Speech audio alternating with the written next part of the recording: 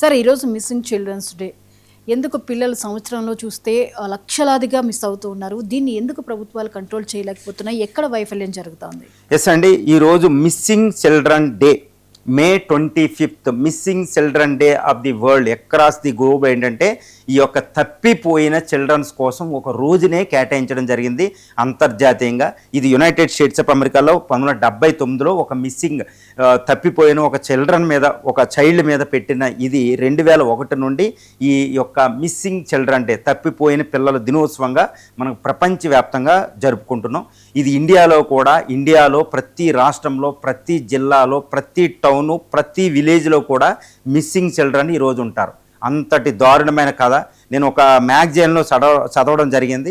ఎందుకంటే ఆ పేరుని ఉచ్చరించకుండా ఒక గర్ల్ అనమాట, 13 years ఓల్డ్లో ఆ అమ్మాయి మిస్సింగ్ అవ్వడం జరిగింది.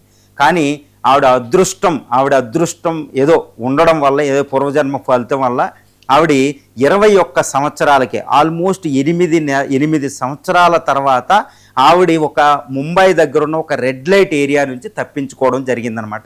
8 సంవత్సరాల తర్వాత ఆవిడ విలేజ్కి చేరుకోవడం జరిగింది. 8 సంవత్సరాల్లో ఆవిడ అనుభవించిన బాధని ఆవిడ చెబితే ఎవరైనా వింటే అసలు నువ్వు చనిపోతేనే బాగుండు కదా, ఎందుకు తిరిగి వచ్చావంటారనమాట. అంటే మరణమే రావడం లేదు, మరణమే నాకు ప్రతిరోజు మరణాన్ని కోరుకున్నాను కానీ నేను ఎందుకు బతుకుతున్నానో తెలియదు. అంతటి దారుణాన్ని నేను 8 సంవత్సరాలు అనుభవించాను. ముంబై రెడ్ లైట్ ఏరియా, ఎంతమంది చేతులు మారారు, ఎంతమంది దారుణమైన హింస అని అమ్మాయి చెప్తే దారుణాలు అనమాట. అసలు ఆ మాట, ఆ నేరేషన్, ఆ కథ చెబుతుంటే ఏడవని వ్యక్తి అసలు ఆ కథ వినకూడదని కోరుకుంటాడన్నమాట, చెవులు మూసేసుకుంటారన్నమాట. అంతటి దారుణం. అలాంటి కథలు మనం వింటాం, సినిమాలు కూడా మనం చూసాం. టేకెన్ అని అక్కడ ఆస్కార్ అవార్డులు వచ్చినాయి. ఇండియాలో కొన్ని గులాబీ ఇలా తప్పించుకోవడం, ఇలాంటివి మనం ఎప్పుడు చూస్తూ ఉంటాం అనమాట. ఇంతటి హింస ప్రపంచంలో ఎవరికీ రాకూడదని కోరుకుంటాం అనమాట. అంతటి దారుణం. ఇప్పుడు missing children national crime record bureau, మనకి జాతీయంగా ఒక సంస్థ ఉంది, నేషనల్ క్రైమ్ రికార్డ్ బ్యూరో అని. దాని ప్రకారం 2025లో మనకి 90,000 నుంచి 95,000, అది కూడా కరెక్ట్గా చెప్పలేదండి, ఎన్ని కేసులు రిజిస్టర్ అవుతాయి, మిస్సింగ్ గర్ల్స్ అవుతాయి, ఎంతమంది కేసులు పెట్టుకుంటారు, ఎంతమంది పోలీసులు దానికి ఎఫ్ఐఆర్ రిజిస్టర్ చేస్తారు. 90 నుంచి 95,000, ఆల్మోస్ట్ 1 lakh మెంబర్స్ చిల్డ్రన్ను తప్పిపోయారు. ఇందులో 70% గర్ల్స్. ఇది ఒక విచిత్రం అనమాట. 70% గర్ల్స్ అనమాట.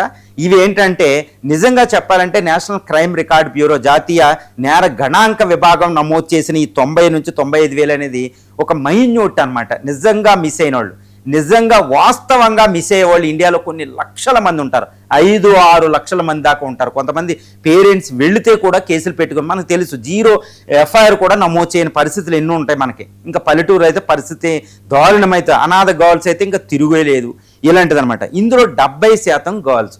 మరి ఈ మిస్సింగ్ చిల్డ్రన్ ఏది? ఇది ఏంటంటే ఒక ఇంటర్నేషనల్ మాఫియా. ఎప్స్టీన్ ఫైల్స్ చూసాం, ట్రంప్కి సంబంధించిన ఎప్స్టీన్ ఫైల్స్. ఒక ఐలాండ్నే మిస్సింగ్ గర్ల్స్కి ఎంత చూసారో తెలుసు. మన ఇండియన్స్ నుంచి కూడా కొన్ని గర్ల్స్ అక్కడికి వెళ్ళారు, తీసుకెళ్ళిపోయారు అనేది కూడా మనకు తెలుసు అనమాట. ఎప్స్టీన్ ఫైల్స్ కంటే ఇంతకంటే ఘోరం ప్రపంచంలో ఎవడో వినరు అనమాట. ఇప్పుడు ఈ మిస్సింగ్ గర్ల్స్, మిస్సింగ్ చిల్డ్రన్ ఏం చేస్తారంటే, చిన్న పిల్లలైతే వాళ్ళ అవయవాలని విరగ్గొట్టేసి అడుక్కునే వాళ్ళ చేయడం, తర్వాత కొంచెం పెద్దగా ఉంటే వాళ్ళ అవయవాల అమ్ముకోవడం. ఆర్గాన్స్ ట్రేడ్ అనేది అత్యంత ప్రధాన మిస్సింగ్ గర్ల్స్ నుంచి, అదొకటి. తర్వాత అదే గర్ల్స్ అయితే సెక్సువల్ ట్రేడ్, ట్రాఫికింగ్ ఉపయోగించడం, లేదా డ్రగ్స్ పెడలర్లుగా వాళ్ళని ఉపయోగిస్తారన్నమాట. బాండెడ్ లేబర్ చేసి, లేబర్స్ ఎక్స్ప్లాయిటేషన్ చేసి. ఇది ఒక ఇంటర్నేషనల్ మాఫియా. మనకు ఇదంతా ఏంటంటే ఇది ఎవరికి తెలియని విషయం కాదు, అందరికీ నోయింగే. కానీ ఏ పొలిటీషియన్స్ దీని మీద మాట్లాడరు. గవర్నమెంట్లు చేతులు ఎత్తేస్తాయి, పోలీస్ డిపార్ట్మెంట్లు చేతులు ఎత్తేస్తాయి. ఎందుకంటే it's an international organ crime అంటారు. ఆర్గానిక్ క్రైమ్ అంటారు, ఆర్గనైజ్డ్ క్రైమ్. చాలా డేంజర్. డ్రగ్స్ ఒకటి, ఈ ట్రాఫికింగ్ ఒకటి, హ్యూమన్ ట్రాఫికింగ్లో భాగమే ఈ యొక్క మిస్సింగ్ గర్ల్స్. ఇది ఒక ఇండివిజువల్గా కూడా మనం చూడడానికి వీలుండదు, అంతటి దారుణం. చాలామంది రికవర్ పర్సెంటేజ్ చాలా చాలా తక్కువ అనమాట. ఎందుకు ఇలా తప్పిపోతారంటే, స్కూల్కి వెళ్ళిన చిల్డ్రన్ ఇంటికి రారు, తర్వాత తల్లిదండ్రులు పేరెంట్స్ ఎక్కడికైనా వెళ్తే అక్కడ నుంచి ఇంటికి రారు. గర్ల్స్ని ఏదో ఒక ప్రలోభాలు పెట్టి మిస్ చేస్తారు. అక్కడ నుంచి ఎక్కడికెక్కడికో దారుణాలు అనమాట. దీన్ని అసలు మాటలతో కూడా చెప్పలేం. భారతదేశం ఇది ఒక విక్టిము. ఇండియాలో ప్రతి జిల్లా కూడా దీనికి ఒక మిస్సింగ్ గర్ల్స్కి ఒక విక్టిమ్ అని మనకు తెలుస్తుంది. కాబట్టి దీనికోసం ఇండియన్ గవర్నమెంట్ ఎన్నో చేస్తుందట. ఆపరేషన్ మస్కాన్ అని, ఆపరేషన్ షోద్ అని, ఒక వెబ్సైట్లు పెట్టి పెట్టి చేస్తుంది. అప్పటికప్పుడు SOP standard of operating procedure కూడా ఇస్తుంది. ఎందుకంటే మిస్ అయిన గర్ల్స్ కానీ మిస్ అయిన చిల్డ్రన్ ఎవరైనా అయితే వెంటనే చెప్పడం వల్ల ఆ యొక్క గోల్డెన్ పీరియడ్ అంటారనమాట, ఆ అవర్స్లో పట్టుకునే వీలు ఉందన్నమాట. వాళ్ళు బోర్డర్లు కూడా దాటిపోతారు, చాలా కష్టం అనమాట. కాబట్టి ఎప్పుడైనా మిస్సింగ్ అవుతే వెంటనే దాన్ని పోలీసులకు ఇన్ఫార్మ్ చేయాలన్నమాట. తర్వాత ఈ నో పర్సనాలిటీస్ నుంచి ఇదంతా ఉండాలి. కాబట్టి ఇటు public support, public participation, NGOs ఇలాంటి అన్నిటి సహకారం తీసుకోవాలి. పోలీసులు దీని మీద స్పెషల్ డివిజన్సే ఎస్టాబ్లిష్ చేయాల్సిన అవసరం ఉంది. ఆర్గనైజ్డ్ క్రైమ్ని వీటిని కొడగొట్టాడు. తర్వాత రెడ్ లైట్ ఏరియాస్ మీద ఎప్పటికప్పుడు రైడ్స్ అనేది జరగాలి.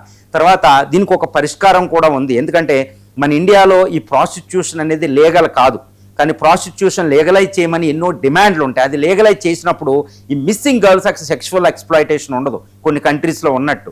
మరి అలాంటిది పరిశీలించాలి. ఇంకా అంటే ఇది ఒకటే పరిష్కారం కాదండి, ఒక అద్భుతమైన పరిష్కారం కనిపెట్టాలంటే ఎన్నో ఇన్వాల్వ్ అయ్యిన అవసరం ఉంది. కాబట్టి ఇలాంటి మిస్సింగ్ చిల్డ్రన్స్ డే రోజునే ఇలాంటి వాటి మీద చర్చలు జరగాలి, మీడియాల్లోనూ ఛానల్స్లోనూ, గవర్నమెంట్ పరంగాను. తర్వాత పార్లమెంట్ ఆఫ్ ఇండియాలో ఇలాంటప్పుడు చట్టసభల్లోనూ ఇలాంటి అద్భుతమైన చర్చలు నిర్వహిస్తే దానికి ఒక పరిష్కారం వస్తుంది. కానీ ఇలాంటి విషయాల మీద మాట్లాడే నాదుడే ఉండడం లేదంటే నాకెందని గవర్నమెంట్లే తప్పించుకునే పరిస్థితి ఉంది. ఈ విషయంలో గవర్నమెంట్ది పూర్తిగా తప్పుపట్టడానికి ఆస్కారం అయితే ఇక్కడ ఉంది.